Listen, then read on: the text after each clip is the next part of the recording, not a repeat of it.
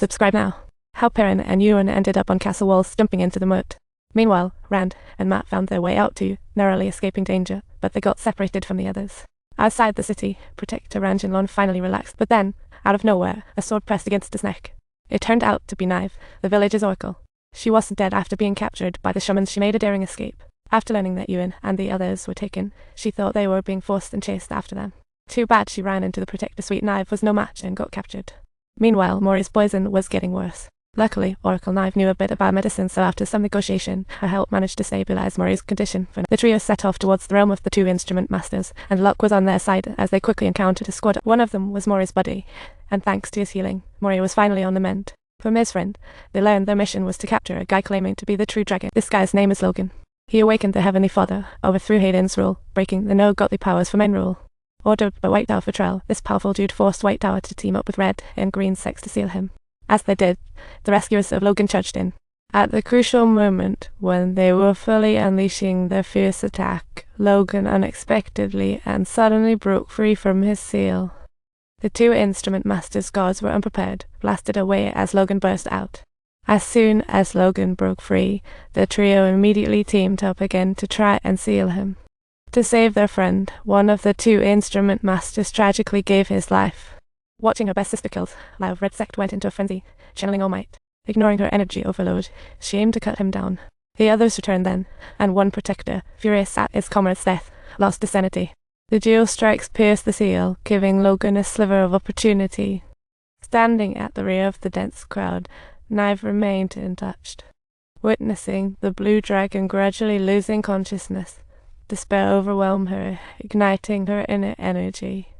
The group poured all their power into him, using the Red Sect's unique spell to tame Logan. They severed his link to God, stripped him of power, turning him mortal. Meanwhile, Pelin and Ewan, escaped from Sodder, arrived at the plains after a night's journey. When they thought to rest, wolves appeared, and they frantically ran around aimlessly. Once in a certain area, the wolves suddenly stopped, as if guiding them. In that moment, Pelin noticed the traces of a cart in the ground. They followed the trail, and soon met the people of the Liuji tribe in the woods. The Liuji were made up of wanderers facing various misfortunes. With no support, Pelin and Ewan followed the caravan toward the White Tower. Meanwhile, Matt and Ran had joined a group of travelers and climbed up, and they saw no sign of the others and decided to head toward the White Tower, hoping to reunite. On their way, they spotted a little town in the distance. Exhausted, they decided to rest, but were shocked at the crossroads. They saw a corpse hanging from an iron dragon, arrows stuck in it, proving this was not a friendly place. As they entered the town, they happened upon a bard performing, and the atmosphere suddenly lightened. After the performance, the bard asked for tips, but the broke duo had nothing. So Matt outright refused, but when he went to pay, he found his money pouch was gone. Turns out, in that moment of chaos, the bard had pulled a switcheroo. In the chaos, someone bumped into Matt and stole his pouch, but the bard instantly snatched it back. Unfortunately, the bard had no intention of returning the pouch and just took off. With no cash for lodging, the two had to temporarily work at the tavern for a room to crash in. That night, Matt sneaked out to the village edge, eyeing the dead man's belongings, but before he could act, he was caught by the tavern bard. The bard was there for the body too, but not for riches. He wanted to bury it and let the departed rest in peace. Matt learned from him that the deceased was a revered warrior from the land of three absolutes. As he asked, Matt confessed his purpose, and after hearing his plight, the bard didn't make things difficult for him. After Matt secured the deceased's treasure, they worked together to give the body a proper burial, and afterward, Matt managed to get his pouch back.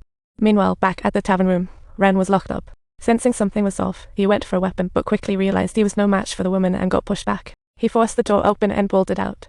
In the hustle, he bumped into Matt, and confused, they ran for their lives, but with unfamiliar surroundings, they were blocked. Turns out, she knew they might be the true dragons and secretly contacted the Shadow Demon, planning to sacrifice them. Just then, a flying dagger took her out, saving the two. It was the bard again. What a twist. Realizing the Shadow Demon was coming, the three left hastily, and after a long night, spotted a farm in the distance. They decided to crash there for a night, but surprise, surprise. The farmer suddenly appeared, eyeing them suspiciously and firing off. After Ran explained, they struck a deal to clean the stables for a place to rest, but while cleaning, Matt suddenly felt sick and raced off to vomit. To everyone's horror, what came out was a pool of black goo, leaving Ran utterly shocked. Realizing something was off, Ran rushed to the farmer's house, only to find several bodies. The whole family had been murdered. They found Matt in the room, staring blankly at the ceiling.